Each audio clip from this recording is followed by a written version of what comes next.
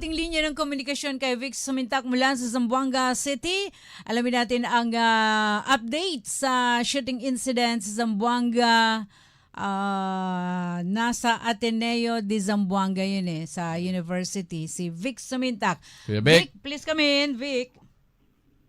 Yes, Glenn at Laila.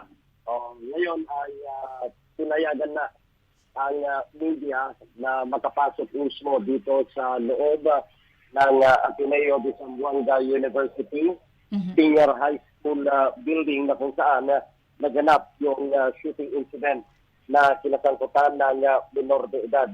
Hinihintay namin dito sina DILG Secretary John B. Trimulya at saka si PNP Chief General Jose Melencio Nartates dahil magbibigay sila ng update kaugnay ng ginagawang manalinang investigasyon sa naturang insidente.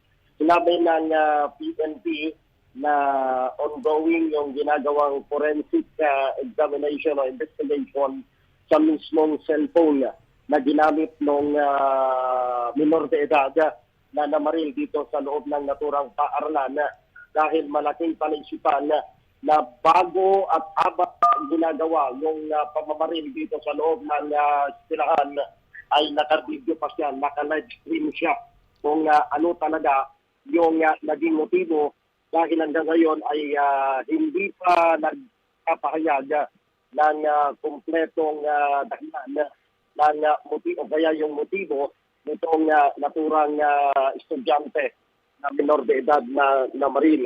Dito ay inaabangan namin ang kanilang pagdating dahil personal na magsasagawa ng ocular at personal inspection doon dito sa lugar kung saan naganap ang krimen. Sinasabing nasa 4th floor yung mga estudyante na binaril ng suspect at sa 5th floor ay umakyat kung saan ay nalaglag sa ground floor yung minor de edad na suspect.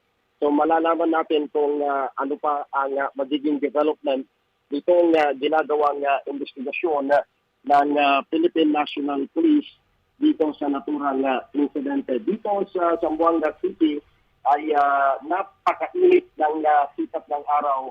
Kaya halos lahat ay umaangal sa init. Dahil mula pagkahapon ay talagang ayaw nila magpapasok. Pero ngayon ay nagkaroon na ng clearance at pumayag na ang management ng Ateneo de Zamboanga University na papasukin itong media para i-cover yung personal inspection na gagawin ni Secretary of Internal Local Government John B. Trimulya at ni PNP Chief General Nartates.